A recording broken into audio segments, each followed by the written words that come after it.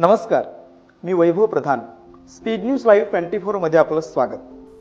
आज आपण आहोत खऱ्या अर्थानं जो मराठा आरक्षणाचा मुद्दा आहे, पदोन्नती आरक्षणाचा मुद्दा आहेच, परंतु सामाजिक स्थिती बळकट करण्यासाठी समता, स्वातंत्र्य, बंधुत्व, न्याय ही तत्व खऱ्या अर्थानं माणसाला माणूस पण देणारी तत्व ज्या शिवराय फुले शाहू आंबेडकरांनी जोपासली आणि ती जोपासण्यासाठी प्रत्येक युवक, प्रत्येक कार्यकर्ता तयार झाला आणि तो माणुसकी देऊ लागला. आणि असंच नेतृत्व की जे कोल्हापूरच्या, फक्त कोल्हापूरच्याच नाही तर पश्चिम महाराष्ट्राच्या कानाकोपऱ्यात पोहोचलं. ते अभ्यासू आहे, ते व्यक्तिमत्व संयमी आहे आणि खऱ्या अर्थानं लढाऊ, बाणेदार असं व्यक्तिमत्व म्हणून ज्यांच्याकडे पाहिलं जातं ते Republican party of India Athawale गटाचे पश्चिम महाराष्ट्राचे अध्यक्ष प्राध्यापक शहाजी कांबळे सर आज आपल्यासोबत आहेत. खरं तर पाहायला गेलं तर इथल्या प्रत्येक सामाजिक आंदोलनात त्यांचा अग्रभागी असणारं स्थान हे मोठ्या प्रमाणात तुम्हा आम्हाला दिसायला लागतं. फुले शाहू आंबेडकरांची फक्त राजकीय चळवळ नाही तर सामाजिक चळवळ त्यांनी खऱ्या अर्थानं इथल्या माणसापर्यंत पोहोचवण्याचं काम केलं. इथला शाहू प्रेमी, इथला आंबेडकर प्रेमी घडवण्याचं काम प्राध्यापक शहाजी कांबळे सरांनी केलं.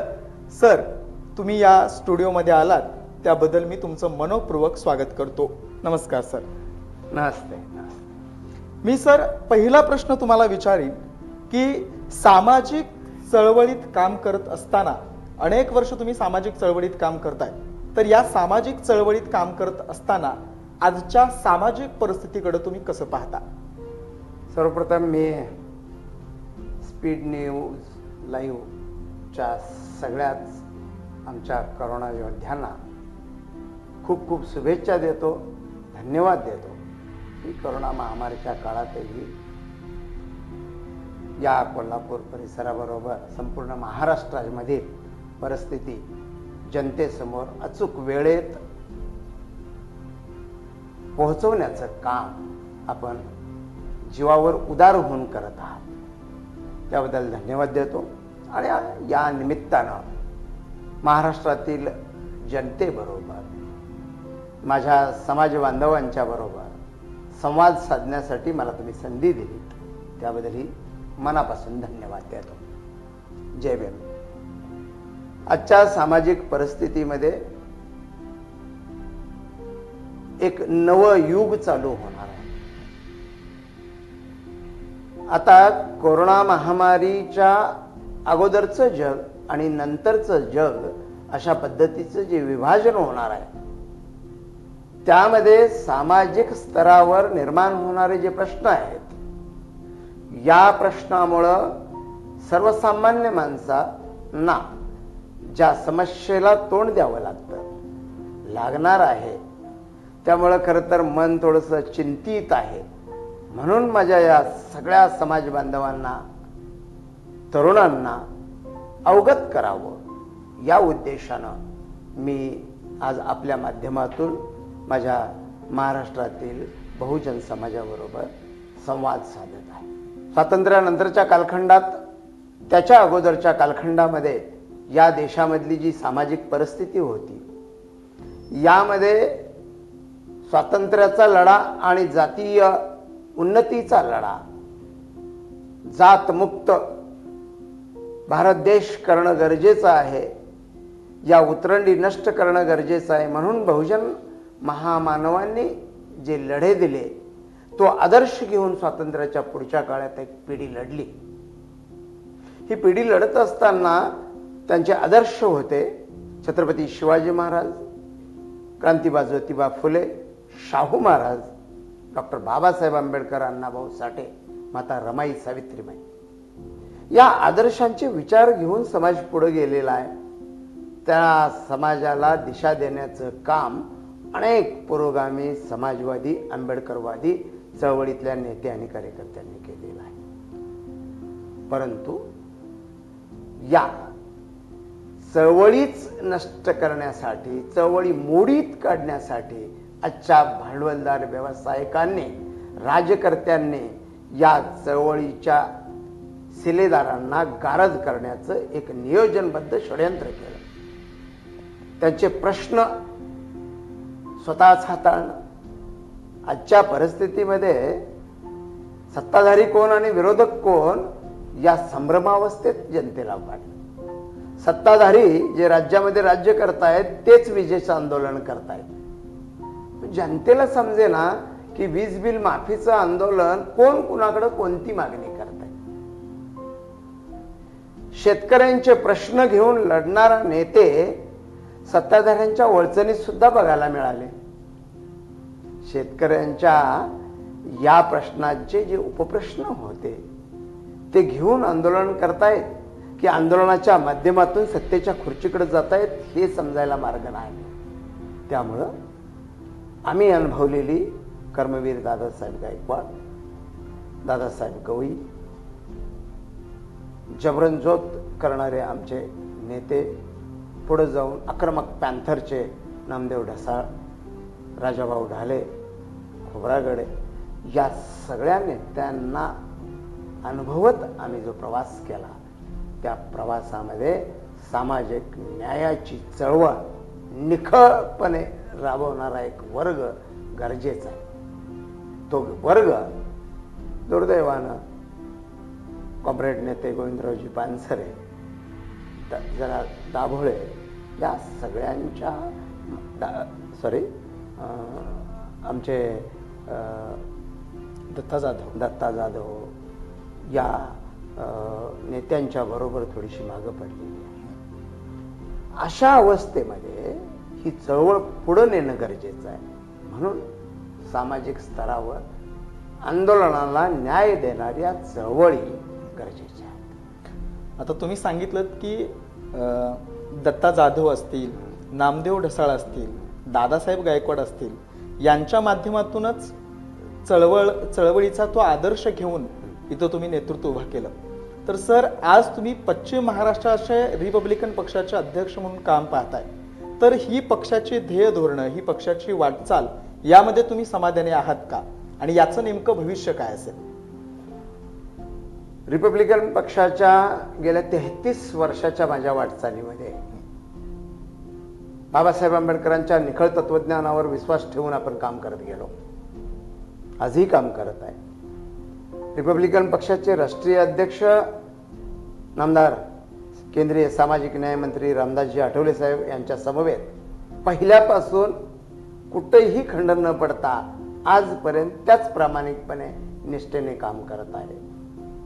हे काम करत असताना बाबासाहेबांचे विचार एक नेता प्रमाण मानून काम करणं गरजेचं आहे.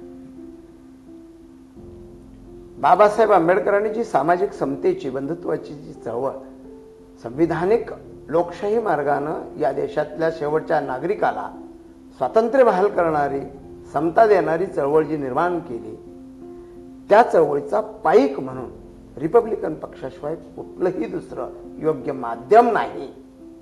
आणि मग गटतट कितीही असतील, आपल्याला कोणता तरी गट निवडावा लागेल, कुठं ना कुठेतरी काम करावं लागेल.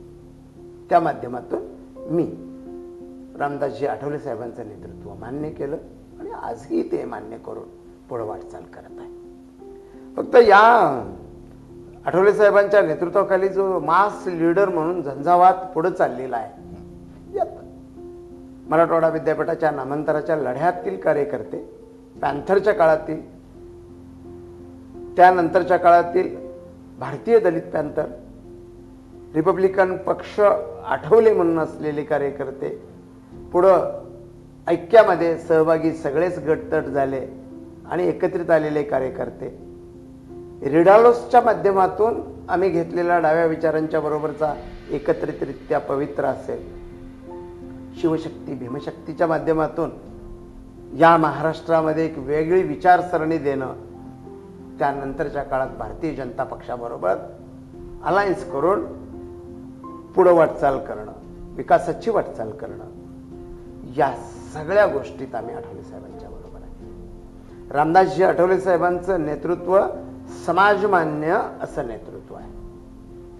दरवेळी समाजातला एक विशिष्ट वर्ग आहे की ज्याला स्वतःची दुकानदारी करायची आहे, ज्याला स्वतःचं अस्तित्व मांडायचं आहे, ती मंडळी आठवले साहेबांच्या प्रत्येक भूमिकेवर टीका टिप्पणी करत असतात, पण रामदास आठवले आणि त्यांच्याबरोबरचा संच पुढे चाललेला आहे, विकासाच्या दृष्टीनं पुढे चाललेला आहे. या माध्यमातून समाजातल्या गोरगरिबांचे प्रश्न सुटले पाहिजेत. महाराष्ट्राबरोबरच केंद्रामध्ये जाऊन देशाच्या पटलावर आंबेडकरवादी वर्ग नेमका कोणती अवस्थेमध्ये काम करतोय, त्याला काय समस्या आहेत, त्या कशा सोडवायच्या, यासाठी प्रयत्न करत आहे. आता ईशान्य भारतामधील मणिपूर, सिक्कीम या राज्यामध्ये सुद्धा रिपब्लिकन पक्ष 32 राज्यामध्ये काम करत आहे. भविष्यकाळ उज्ज्वल आहे, पण एकट्या रिपब्लिकन पक्षाला सत्ता घेता येणार नाही.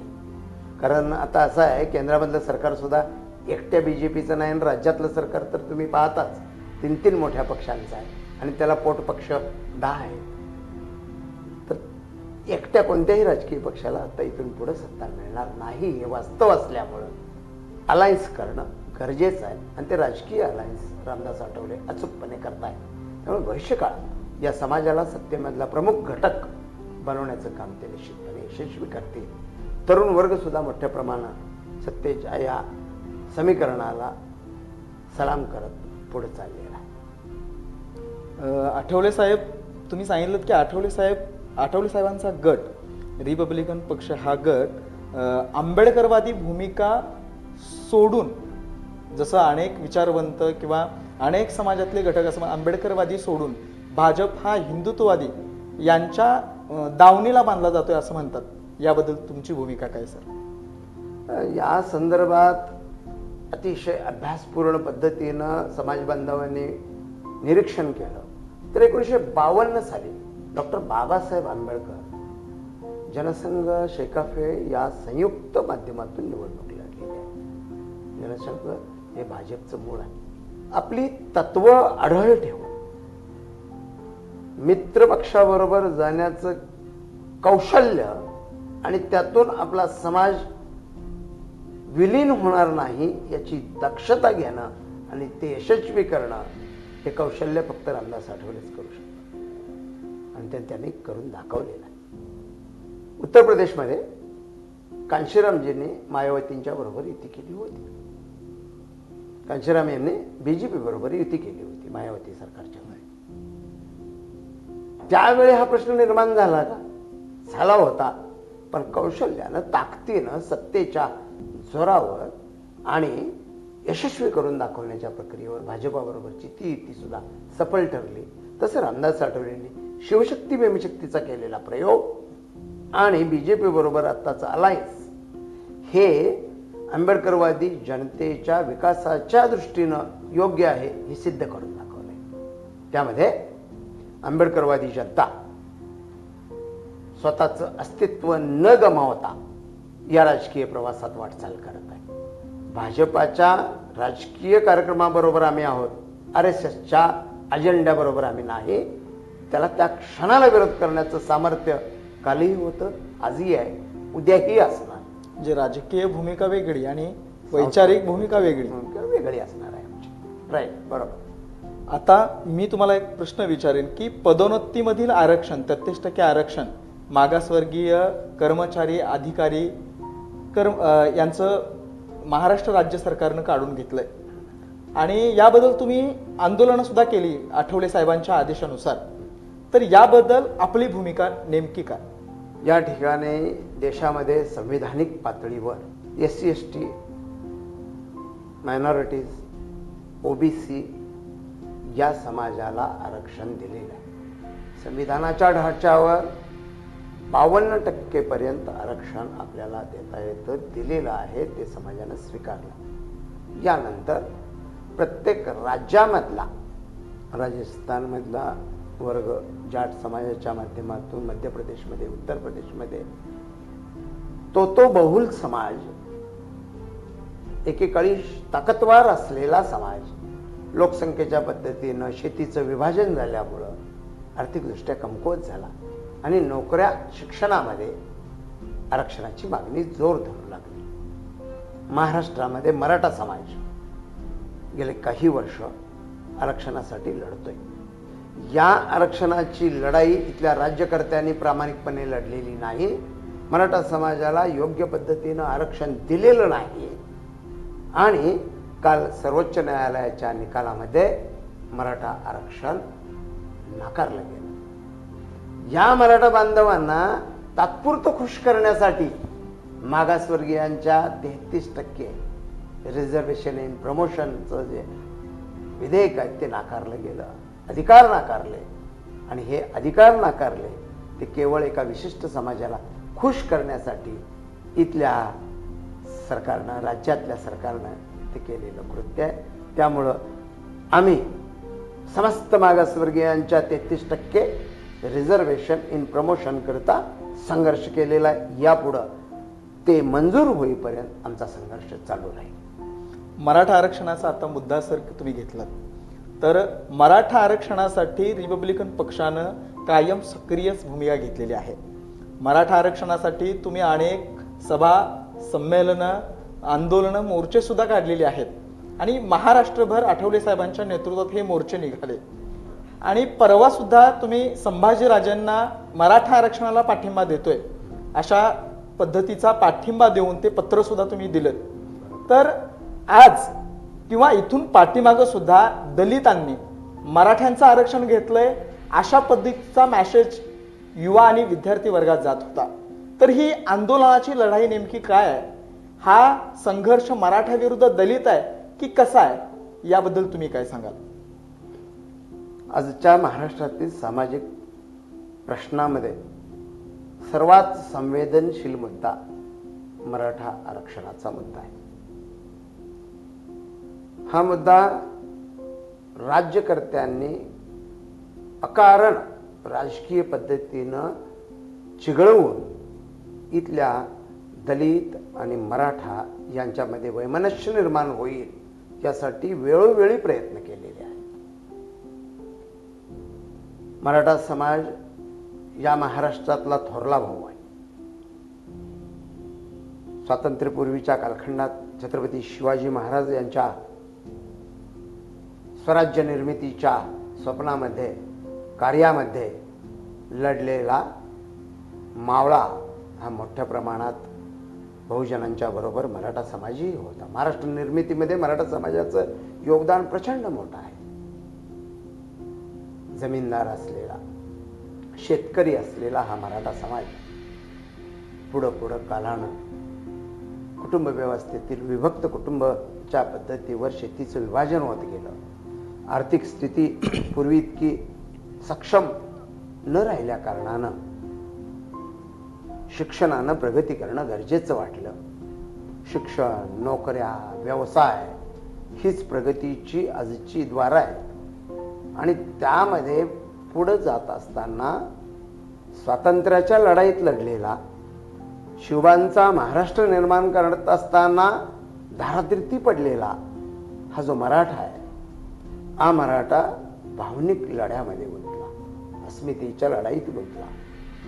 त्यावेळी संविधानिक पातळीवर असलेलं जे आरक्षण आहे, या आरक्षणातला अनुसूचित जाती, जमाती, भटके विमुक्त, आदिवासी, अल्पसंख्याक, धार्मिक अल्पसंख्याक वर्गाला संविधानिक चौकटीमध्ये जे आरक्षण दिलं गेलं, त्याच्या पुढे शिल्लक राहिलेलं जे 48% आरक्षण आहे, हे आरक्षण एका विशिष्ट 3-3.5% जातीनं पटकावलेलं आहे. आणि कौशल्यपूर्ण पद्धतीनं मराठा समाजाचा वाटा पळवून नेला. परंतु आमच्या मराठा बांधवांना हे आरक्षण दलित भटक्या विमुक्तांनी घेतलं की काय अशा पद्धतीचा एक अपप्रचार त्यांच्या डोक्यामध्ये गेल्यामुळं हा संघर्ष तयार झाला. परंतु आज सुज्ञ अभ्यासू मराठा वर्ग, संभाजी ब्रिगेडच्या माध्यमातून काही तरुण मराठा मित्रमंडळी या खऱ्या इतिहासाकडे आलीत, आकडेवारीमध्ये गेलीत की 3.5% जमात या देशावर राज्य करते, या देशाच्या मूळ संपत्तीचा भोग घेते, या देशाची सत्ता कोणाची असो पण त्याचं सूत्रसंचलन ते करते. न्यायालयामधल्या न्यायाधीशांची संख्या, मुख्य सचिवांची संख्या इथल्या कलेक्टरांची संख्या, एसपींची संख्या, यामध्ये कोणत्या जातीचा वर्ग आहे मोठ्या संख्येनं, आणि मग ते आरक्षण कोणी पळवलं याचा अभ्यास करणारा एक मराठा वर्ग पुढं आल्यानं आज या घडीला दलित आणि मराठा अशा पद्धतीचा वाद होताना दिसत नाही, सत्य समोर आलेलं आहे.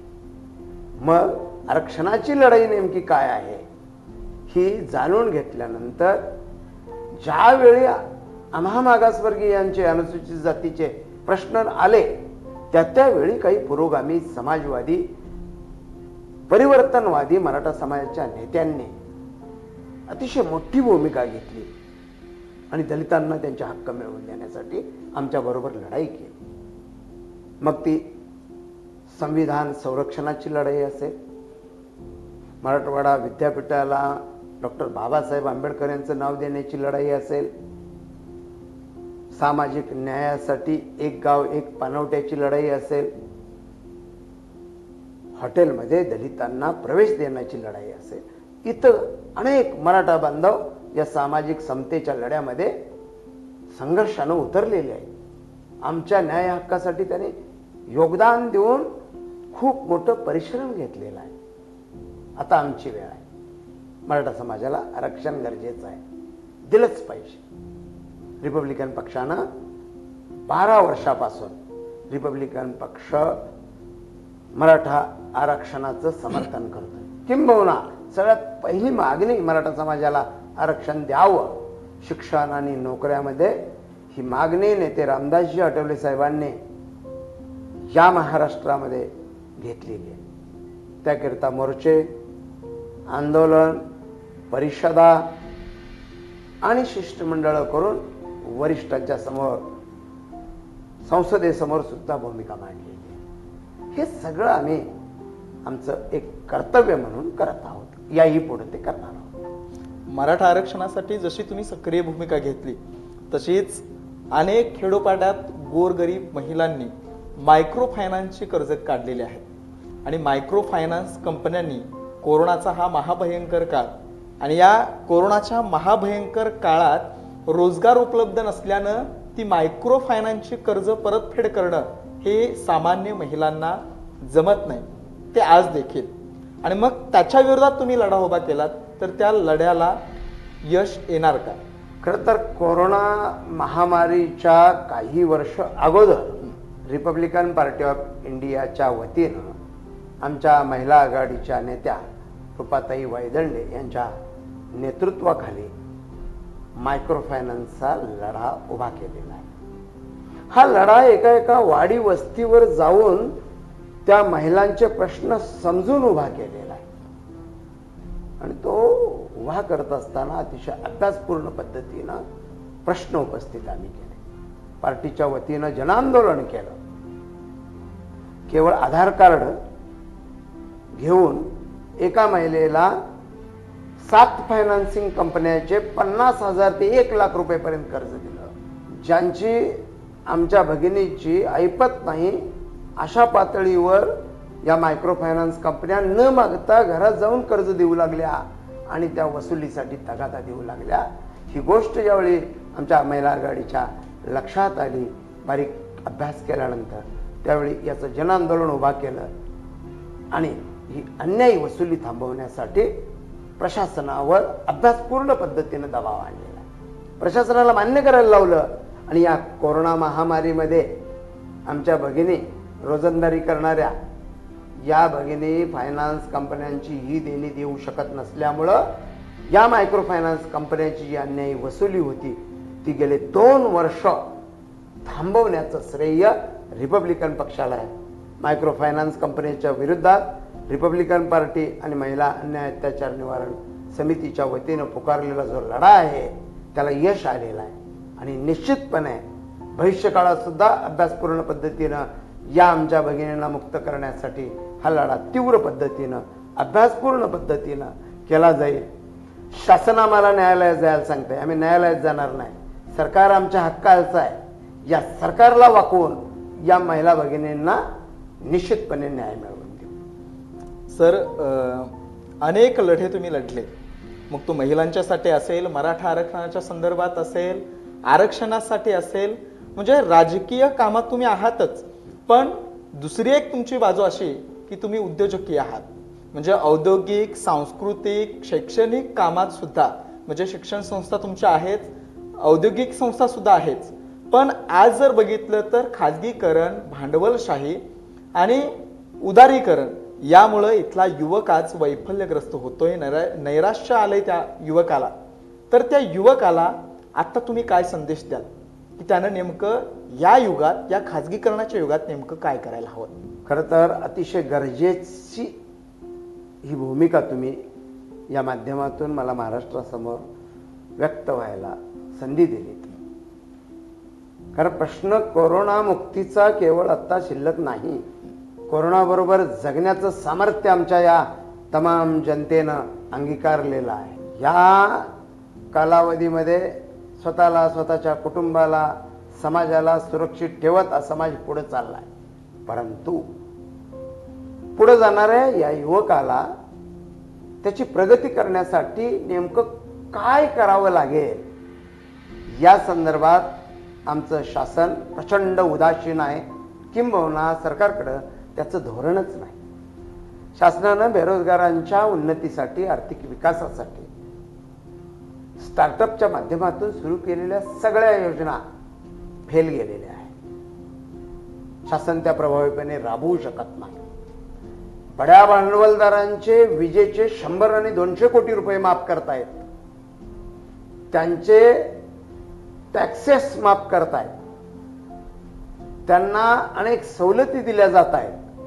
पण शेवटचा तळातला बेरोजगार युवक नेमका कसा जगणार आहे? त्या नोकरांना आता काम नाही, घरी बसून पगार देताना शासन मेटाकुटीला आलेला आहे.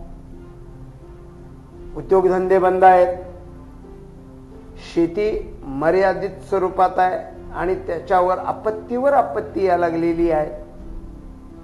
साखर कारखानदारे अडगळीत पडलेले आहे, सूतगिरण्या जवळपास बंद झालेल्या आहेत. MIDC मध्ये चालू असलेले उद्योग यांच्या निर्बंधामुळे गोते खात आहेत. शेतामधला रोजगार गेलाय, कष्टकऱ्यांचं काम गेलंय, रस्त्याच्या बाजूला फळं विकायला कोरोनाच्या निर्बंधामुळं हे संधी देत नाहीत.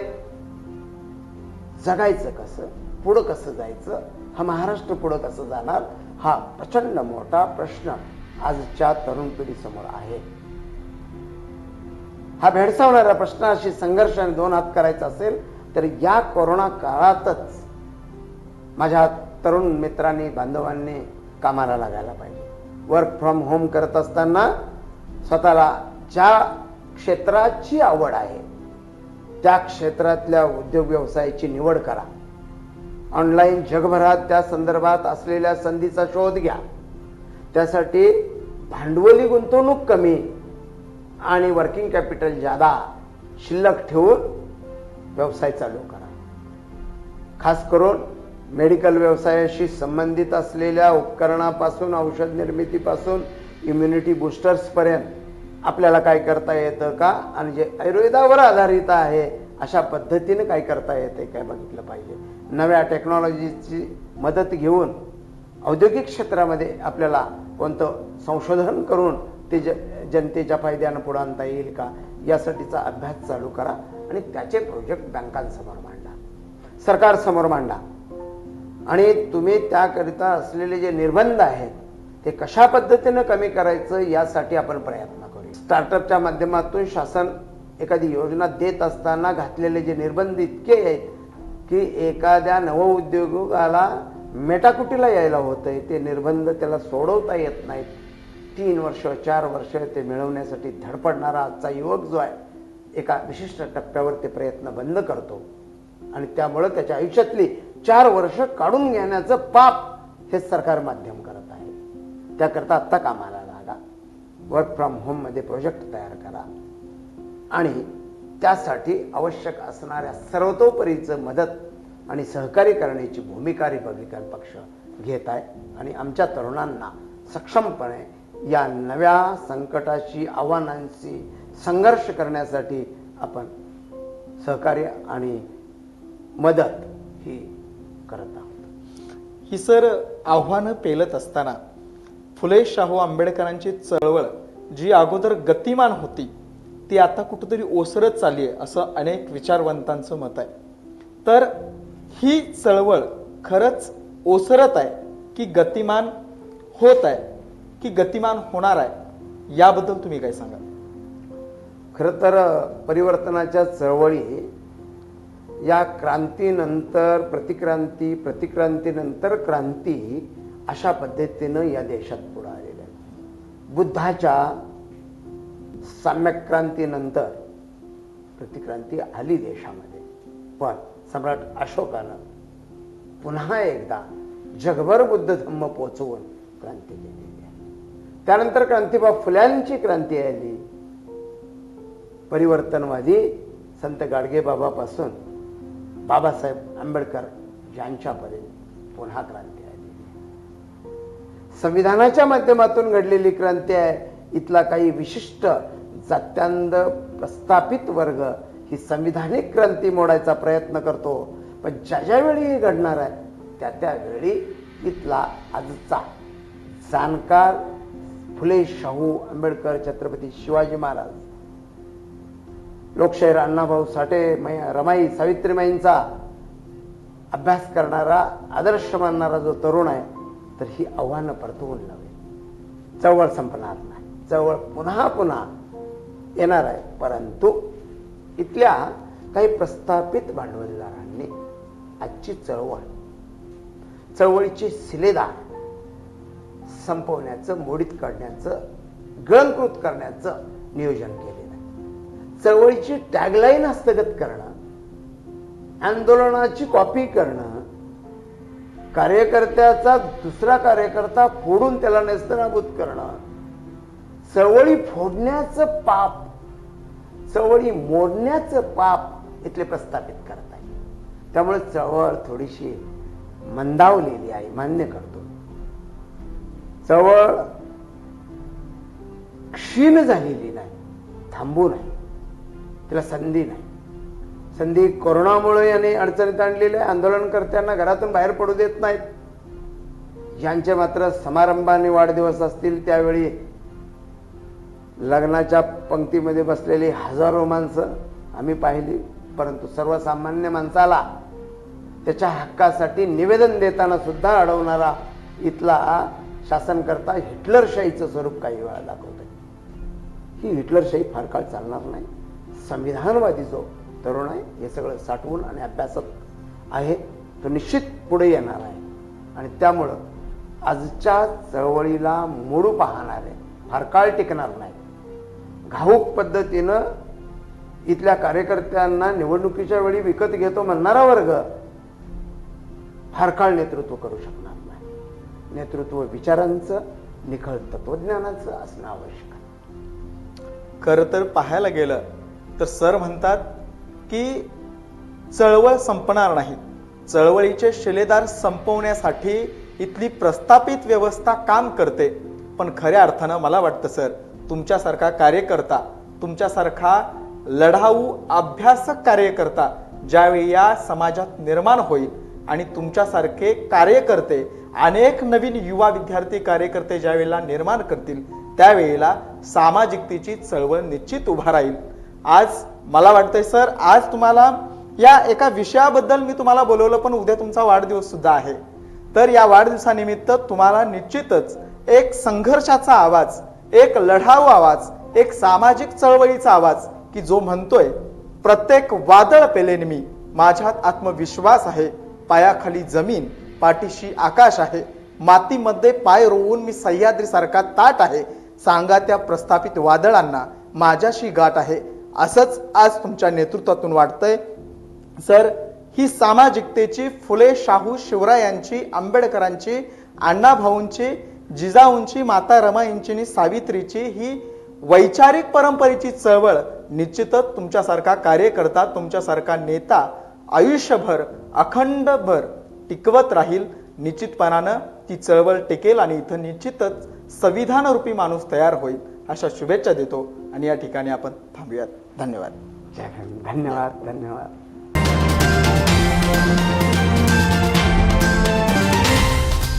तर अशाच ताज्या अपडेट्ससाठी स्पीड न्यूज लाईव्ह 24 चॅनेलला सबस्क्राईब करा आणि बेल आयकॉनवर प्रेस करा.